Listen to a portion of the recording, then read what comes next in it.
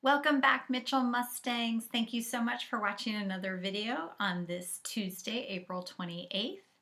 So yesterday, after we stopped reading, I was really thinking about all the conflicts that are taking place inside of this book, Holes. And I just love when authors really do a great job of making tension inside of a story with the characters. And we talked about in our fantasy unit earlier this year, we talked about that everybody, the characters, have these dragons. And we use that word dragons metaphorically. Sometimes in the fantasy books, the heroes really are fighting dragons, and there's this huge conflict that you follow. But when I say metaphorically, remember we talked that sometimes the dragon is really something else inside someone's life. So I was thinking even back to the Thief of Always. I actually pulled it off my shelf. And there was one section or one part where, do you remember when Harvey dressed up like a vampire because he wanted to get revenge on Wendell? And he got help from Mar and Jive, and he really looked like a vampire, and he got his revenge. He scared Wendell so deeply. It was so cruel. And at one point he even said in his mind, we'd heard that what he was thinking, where he said to himself, I've gotten my revenge, but it's so much fun. I'm just going to keep at this a little bit longer. And that was an internal conflict with himself, meaning the external conflict was that he wanted to get back at Wendell because Wendell had been so terrible to him. But it was really so connected to this internal conflict of Harvey trying to figure out, who am I as a person? Am I really that mean? Am I really going to continue on with this? I love that. The author of The Thief of Always did such a great job of having these conflicts, building tension, the rising action to what's going to happen with these problems, and the characters struggling along the way. The external and the internal so interconnected. I was thinking about how in Holes, this external, it's almost like a universal conflict that is so against our main character here, Stanley, that this curse has been set and he just sort of accepts it. That's a conflict that he just has to deal with.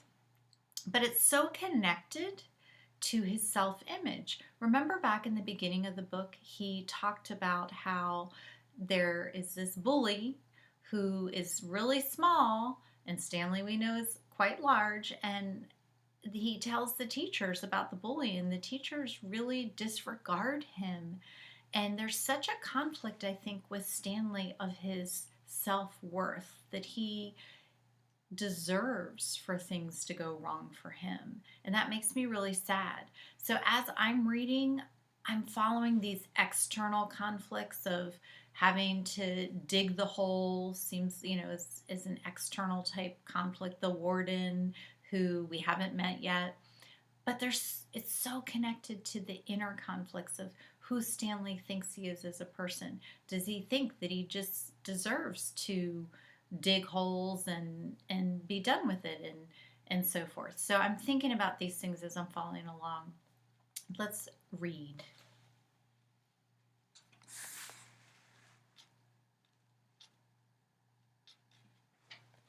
Chapter 11. Stanley returned to his hole. It wasn't fair. Mr. Pendenski had even said his fossil was interesting. He slammed his shovel into the ground and pried up another piece of earth. After a while, he noticed X-Ray had come by and was watching him dig. "Hey, caveman, let me talk to you a second," X-Ray said. Stanley put down his shovel and stepped up out of his hole. "Say, listen," said X-Ray. "If you find something else, give it to me, okay?" Stanley wasn't sure what to say. X-Ray was clearly the leader of the group, and Stanley didn't want to get on his bad side. "You're new, right?" said X-Ray. "I've been here almost a year. I've never found anything. You know, my eyesight's not so good. No one knows this, but you know why my name's X-Ray?" Stanley shrugged. It's Pig Latin for Rex, that's all. I'm too blind to find anything. Stanley tried to remember his Pig Latin, and it worked, and how it worked. I mean, X-Ray went on, why should you get a day off when you've only been here a couple days? If anybody gets a day off, it should be me. That's only fair, right? I guess, Stanley agreed. X-Ray smiled. You're a good man, caveman. Stanley picked up his shovel. The more he thought about it, the more he was glad that he agreed to let X-Ray have anything he might find. If he was going to survive at Camp Green Lake, it was far more important that X-Ray think he was a good guy than it was for him to get one day off. Besides, he didn't expect to find anything else. There probably wasn't anything of interest out there. And even if there was, he'd never been what you would call lucky. He slammed his blade into the ground, then dumped out another shovelful of dirt. It was a little surprising, he thought, that X-Ray was the leader of the group, since he obviously wasn't the biggest or the toughest. In fact, except for Zero, X-Ray was the smallest. Armpit was the biggest. Zigzag may have been taller than Armpit, but that was only because of his neck. Yet Armpit and all the others seemed to be willing to do whatever X-Ray asked of them. As Stanley dug up another shovelful of dirt, it occurred to him that Armpit wasn't the biggest. He, the caveman, was bigger. He was glad they called him caveman. It meant they accepted him as a member of the group. He would have been glad even if they had called him Barf Bag. It was really quite remarkable to him. At school, bullies like Derek Dunn used to pick on him. Yet Derek Dunn would be scared senseless by any of the boys here. As he dug his hole, Stanley thought about what it would be like if Derek Dunn had to fight Armpit or Squid. Derek wouldn't stand a chance.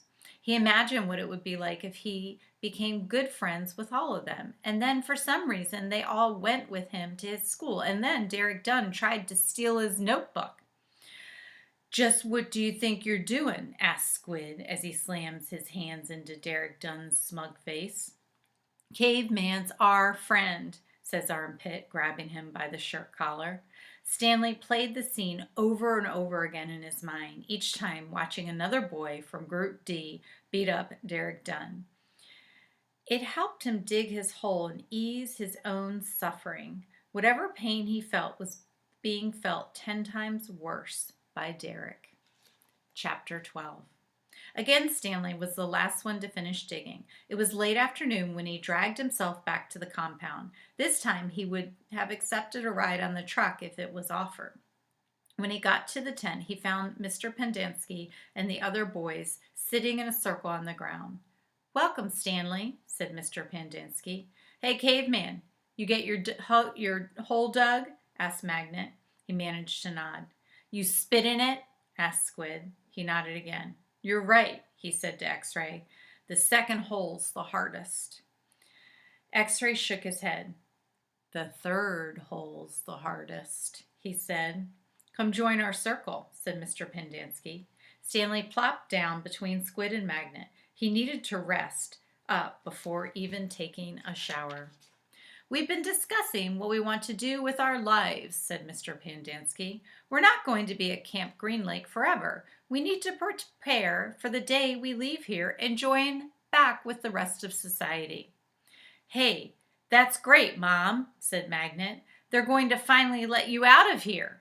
The other boys laughed. Okay, Jose, said Mr. Pendanski. What do you want to do with your life? I don't know, said Magnet. You need to think about that, said Mr. Pendanski. It's important to have goals. Otherwise, you're going to end up right back in jail. What do you like to do? I don't know, said Magnet. You must like something, said Mr. Pendanski. I like animals, said Magnet. Good, said Mr. Pendanski. Does anyone know of any jobs that involve animals? Veterinarian, said Armpit. That's right, said Mr. Pendanski. He could work in a zoo, said Zigzag. He belongs in the zoo, said Squid. Then he and X-Ray laughed.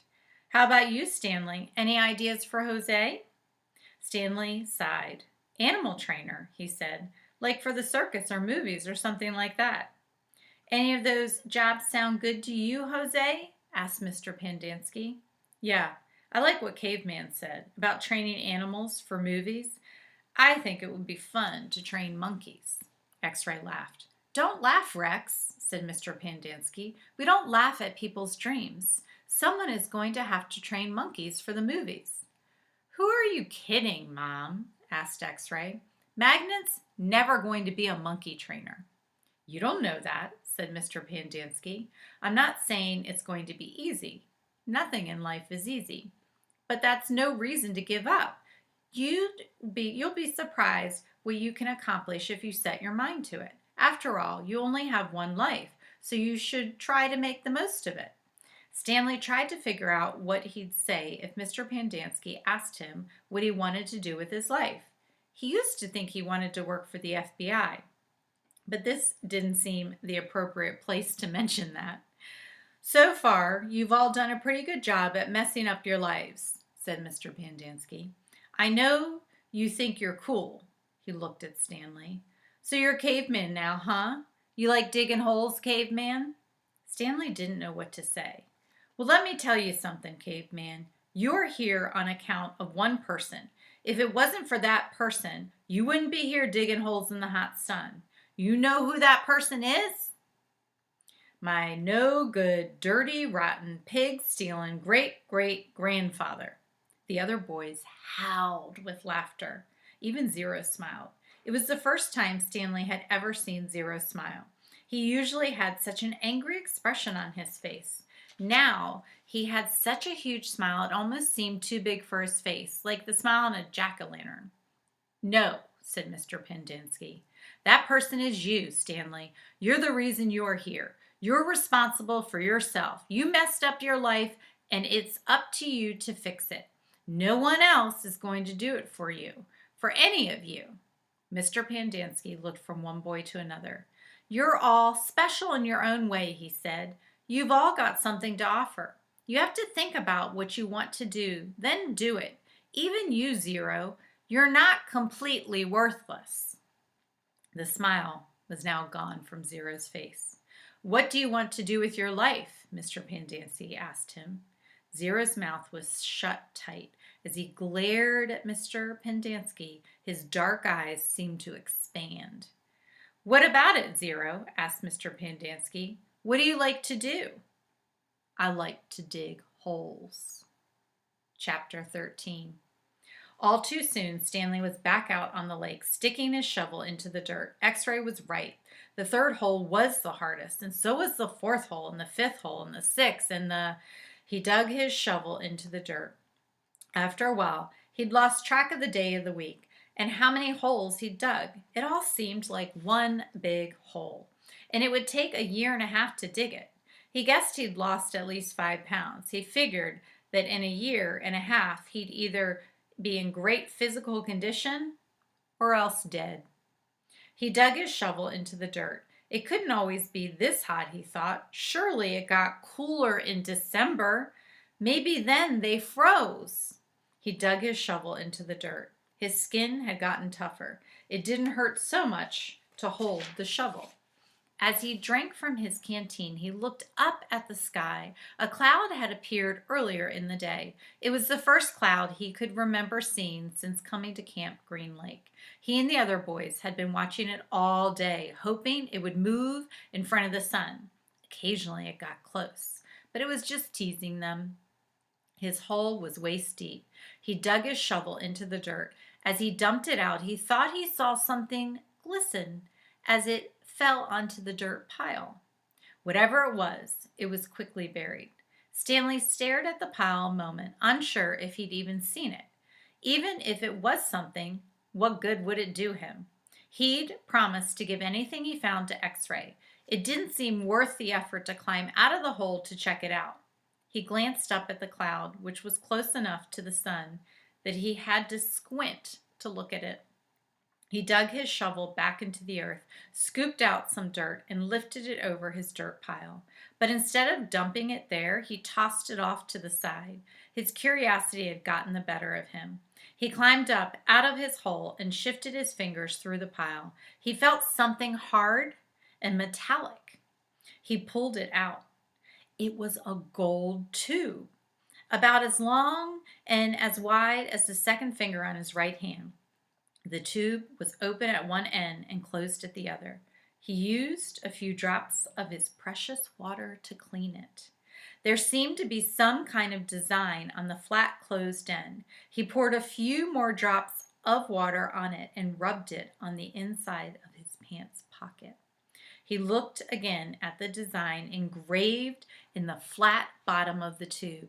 He could see an outline of a heart with the letters KB etched inside it.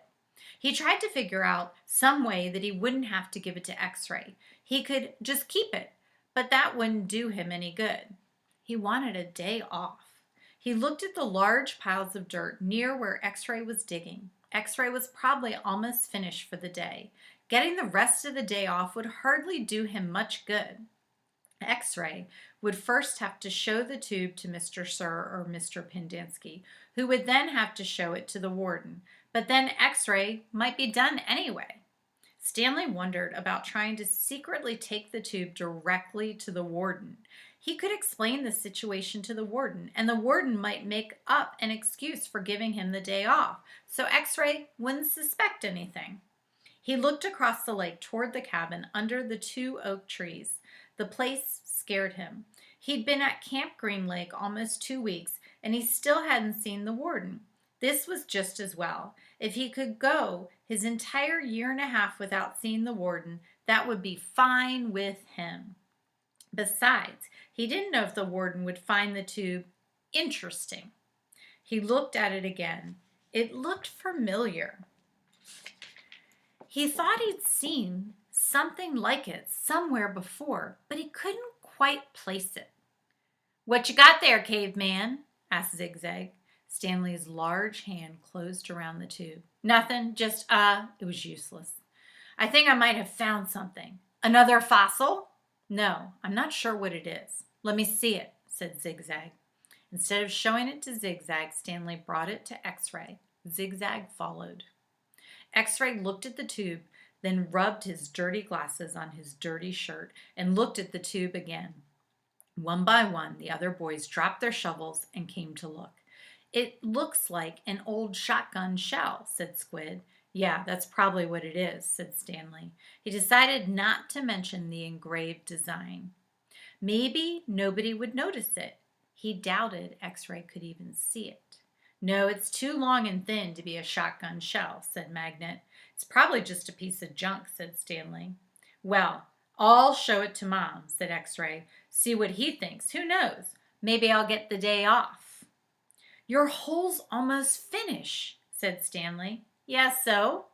Stanley raised and lowered his shoulders. "So, why don't you wait until tomorrow to show it to Mom?" he suggested. "You can pretend you found it first thing in the morning. Then you can get the whole day off instead of just an hour or so this afternoon." X-Ray smiled.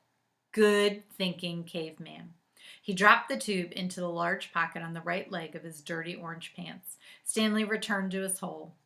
When the water truck came, Stanley started to take his place at the end of the line, but X-Ray told him to get behind Magnet in front of Zero. Stanley moved up one place in the line. Chapter 14. That night, as Stanley lay on his scratchy and smelly cot, he tried to figure out what he could have done differently, but there was nothing he could do. For once in his unlucky life, he was in the right place at the right time, and it still didn't help him. "You got it?" he asked X-Ray the next morning at breakfast. X-Ray looked at him with half-opened eyes behind his dirty glasses. "I don't know what you're talking about," he grumbled. "You know," said Stanley. "No, I don't know," X-Ray snapped. "So just leave me alone, okay? I don't want to talk to you." Stanley didn't say another word. Mr. Sir marched the boys out to the lake, chewing the sunflower seeds along the way and spitting out the shells. He scraped the ground with his boot heel to mark where each boy was supposed to dig. Stanley stamped down on the back of the blade of the shovel, piercing the hard, dry earth. He couldn't figure out why X-Ray snapped at him. If he wasn't going to produce the tube, Why did he make Stanley give it to him? Was he just going to keep it? The tube was gold in color, but Stanley didn't think that it was real gold. The water truck came a little after sunrise. Stanley finished his last drop of water and stepped up out of his hole. At this time of day, Stanley sometimes could see some distance hills or mountains on the other side of the lake. They were only visible for a short while and would soon disappear behind the haze of heat and dirt. The truck stopped and the dirt cloud drifted past it. X-Ray took his place at the front of the line.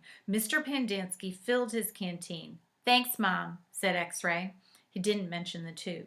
Mr. Pendanski filled all the canteens and climbed back into the cab of the pickup. He still had to bring water to Group E. Stanley could see them digging about 200 yards away. "Mr. Pendanski!" X-Ray shouted from his hole. "Wait, Mr. Pendanski, I think I found something interesting." The boys all followed Mr. Pendanski as he walked over to X-Ray's hole. Stanley could see the gold tube sticking out of some dirt at the end of X-Ray's shovel. Mr. Pendanski examined it and took a long look at its flat bottom. "I think the warden is going to like this." "Does X-Ray get the day off?" asked Squid. "Just keep digging until somebody says otherwise," Mr. Pendanski said. Then he smiled. "But if I were you, Rex, I wouldn't dig too hard." Stanley watched the cloud of dust move across the lake to the cabin beneath the trees. The boys in Group E were just going to have to wait. It didn't take long for the pickup to return. Mr. Pendanski stepped out of the cab. A tall woman with red hair stepped out of the passenger side. She looked even taller than she was since Stanley was down in his hole. She wore a black cowboy hat and black cowboy boots, which were studded with turquoise stones. The sleeves on her shirt were rolled up, and her arms were covered with freckles, as was her face. She walked right up to X-Ray. "This where you found it?" "Yes, ma'am." "Your good work will be rewarded." She turned to Mr. Pendanski. "Drive X-Ray back to the camp. Let him take a double shower and give him some clean clothes. But first, I want you to fill everyone's canteen." "I just filled them a little while ago," said Mr. Pendanski. The warden stared hard at him. "Excuse me?" she said in a soft, stern voice. "I had just filled them when Rex—" "Excuse me?" said the warden again. "Did I ask you when you last filled them?" "No, but it's just, excuse me?" Mr. Pendanski stopped talking. The warden wiggled her finger for him to come to her. "It's hot, and it's only going to get hotter," she said. "Now these fine boys have been working hard. Don't you think it might be possible that they might have taken a drink since you last filled their canteens?" Mr. Pendanski said nothing. The warden turned to Stanley. "Caveman, will you come here, please?" Stanley was surprised. She knew his name. He had never even seen her until she stepped out of the truck. He didn't even know the warden was a woman. He nervously went toward her. "Mr. Pendanski and I have been having a discussion. Have you taken a drink since Mr. Pendanski last filled your canteen?" Stanley didn't want to cause any trouble for Mr. Pendanski. "I still have plenty left," he said. "Excuse me?" He stopped. "Yeah, I drank some." "Thank you. May I see your canteen, please?" Stanley handed it to her. Her fingernails were painted dark red. She gently shook the canteen, letting the water swish inside the plastic container. "Do you hear the empty spaces?" she asked. "Yes," said Mr. Pendanski. "Then fill it," she said. "And the next time I tell you to do something, I expect you to do it without questioning my authority. If it's too much trouble for you to fill a canteen, I'll give you a shovel. You can dig the hole and the caveman can fill the canteen." She turned back to Stanley. "I don't think that would be too much trouble for you, would it?" "No," said Stanley. "So what will it be?" she asked Mr. Pendanski. "Do you want to fill the canteens or do you want to dig?" "I'll fill the canteens," said Mr. Pendanski. "Thank you." Oh, Mitchell Mustangs, here we are. Oh, there's that music again. Oh, I don't know how to stop that. Okay, so conflicts, internal and external conflicts are going on in this story. And the connectedness to this universal conflict, this external conflict that Stanley thinks that the world is against him. Did you hear when he said, the one time I'm in the right place at the right time, there's my luck. It's always bad. So he really has this internal conflict, like he's not worth something. And he really struggles with this idea of him having any value, is the way that I see this. So I love that we met the warden today. She seems a little scary. As you read your independent reading books, Mitchell Mustangs, I invite you to really think about your characters and think about the conflicts that are going on. The external conflicts are pretty clear to see. Stanley, he's at Camp Green Lake. He's got to dig these holes. That's a conflict going on there. He has been put there and didn't even really belong there. The internal conflicts are directly connected. Think about your characters. Think about what is going on. How's that external interconnected with the internal? And how does it make the book filled with tension and so exciting to read? I hope and wish that you are reading books where the characters are having these struggles, because it gives us something to think about. I myself am thinking about my own internal conflicts, and what do I do to overcome these conflicts, whether they be external or internal, and how are they connected, and how can I defeat these dragons, as we talked about in our fantasy unit. Mitchell Mustangs, the last thing I want to say to you is stay healthy, happy reading, happy writing. Thank you so much for watching today's video.